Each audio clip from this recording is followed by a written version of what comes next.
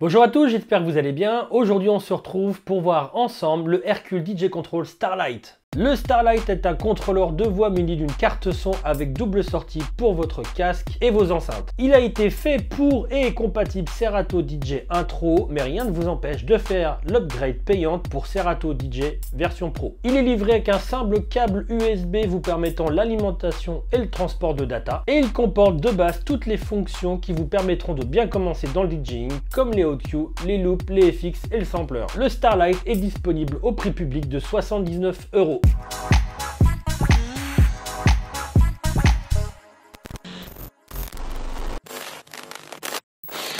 Allez, on rentre dans le vif du sujet. Alors comme d'habitude, on va passer à la navigation.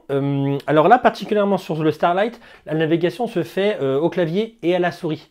Je suppose par manque de place, parce qu'ils ont mis une petite fonction ici qu'on va voir ensuite dans la suite de la vidéo.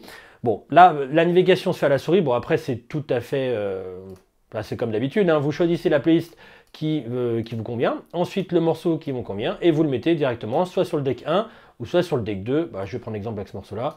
Voilà. Donc après, vous passez à la lecture, bien entendu. Pour la pré-écoute au niveau des voix, c'est facile. Quand vous avez un morceau en lecture, vous choisissez de l'écouter soit sur la voix 1, soit sur la voix 2. Et vous avez vu, les petites inscriptions en dessous vous permettent de choisir, si vous voulez écouter dans la pré-écoute avec le bouton Shift, la pré-écoute Master ou la pré-écoute Q-Mix, qui vous permettra d'avoir un peu à la moitié de l'un, un peu à la moitié de l'autre directement dans le casque. Donc ça, c'est assez pratique. Donc si vous appuyez sur Master, évidemment, vous n'allez pas entendre la pré-écoute, vous allez entendre que sur le Q-Mix. Et donc dans ce cas-là, vous allez entendre la 1 et la 2. Et un peu du Master. Au niveau des voix, vous avez la possibilité de régler le volume de la voix 1 ici. La voix 2 là. C'est une tranche, hein, c'est comme une table de mixage normale. Vous avez le réglage des basses ici. On peut en peine plus si on souhaite. Mais en tout cas, vous avez au moins les basses ici. Et vous avez, et ça c'est bien comme je vous l'avais dit, la petite fonction ici qui permet de basculer entre basse et filter. Qui vous permet de faire un filtre passe bas. Filtre passe haut. Et on va voir qu'on peut le cumuler avec des autres effets qu'on verra à la suite de la vidéo. Le crossfader. Le crossfader, il est réglable directement dans les préférences. Vous voyez, vous allez sur la partie mixeur et vous pouvez régler la courbe ici. Le pitch, il est un peu petit, mais bon, vis-à-vis de la taille du contrôleur, forcément, on s'en doute un peu. Donc, vous permet d'augmenter, de diminuer la vitesse de votre lecture du morceau et vous pouvez l'accompagner d'un master tempo, enfin un time stretch qui vous permet de faire varier le tempo sans changer la tonalité du morceau. Donc pour éviter un peu les voix de Mickey, les voix, ce que j'appelle d'habitude voix de Mickey, voix de Dark Vador. Le jog vous permet de faire du bending, donc décélération, accélération aussi sur le plateau et sur la partie, on va dire la corolle. Et vous pouvez avoir un mode vinyle ici qui sera imputé sur les deux jogs, qui vous permet toujours d'avoir la décélération ou l'accélération, mais un scratch sur la partie plateau. Comme d'habitude, bon ça j'aurais pu le dire au départ, mais vous avez toujours le bouton sync vous permettant de caler les deux morceaux ensemble au tempo, le bouton Q qui vous permet de revenir à un premier point d'accrochage et ensuite de le lire, et le play pause qui est aussi avec le mode stutter ici. Regardez, quand je fais shift, ça revient au tout début.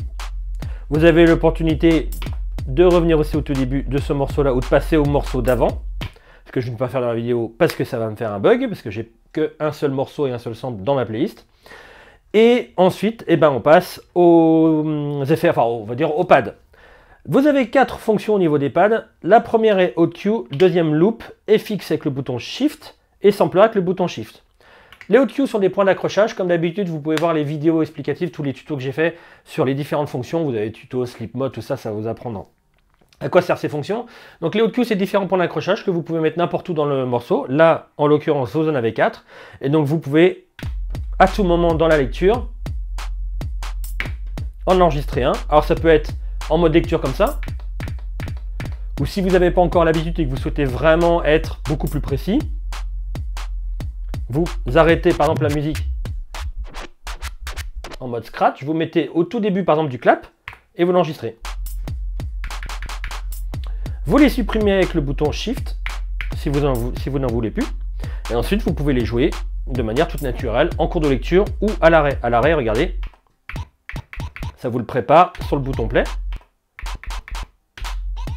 Et en mode lecture, ça vous les envoie.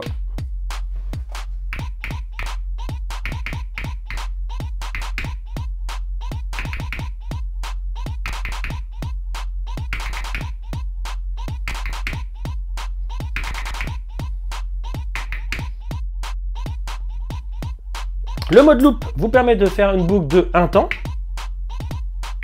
2 temps. Attendez, il faut au moins que j'écoute la musique. Voilà, c'est mieux. 2 temps,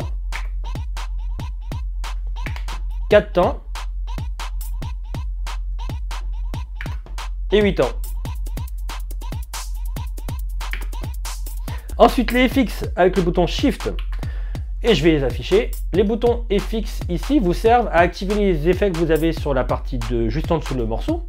Et donc là, on a High Pass Filter, Low Pass Filter, Flanger.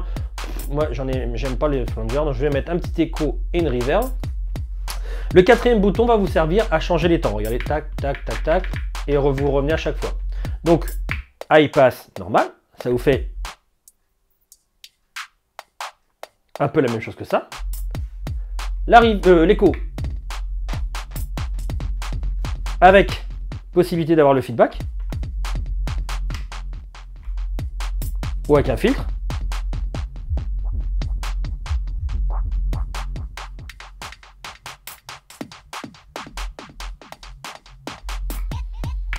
Et la reverb, toujours avec le feedback.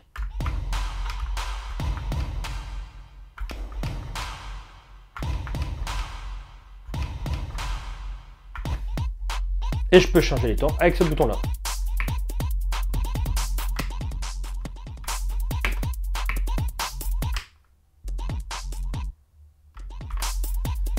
Et enfin, le sampler qui va vous permettre de mettre des samples que je vais afficher dès maintenant. Et donc vous pouvez les envoyer comme vous le souhaitez. Là par exemple j'ai pris le petit et qu'il y avait dans la musique que j'ai mis sur le sample numéro 4. Vous pouvez régler le volume ou muter sur la partie de droite ici pour pouvoir mettre, vous voyez si je coupe la musique, voilà le volume. Et bien entendu vous pouvez le faire en même temps que de la musique.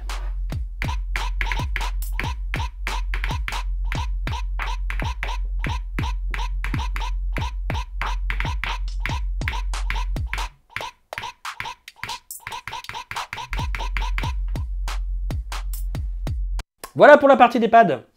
Au niveau connectique, donc on a vu tout ce qu'il y avait sur les decks. Au niveau connectique, c'est très très simple, puisque vous allez avoir la sortie casque qui va se retrouver là, la sortie principale que vous entendez qui va se retrouver là, donc ce que vous avez au niveau du master, et le petit port USB, et ça sera vraiment tout, puisqu'il est alimenté par là, et les données aussi passent par là. Donc c'est tout ce que vous retrouvez au niveau connectique, et de toute façon au niveau du gabarit, c'est bien normal. Si vous avez des questions au sujet du Hercule DJ Control Starlight, n'hésitez pas à les poser en dessous de la vidéo. Et je vous dis à très bientôt pour un prochain contenu. Portez-vous bien tout le monde, ciao!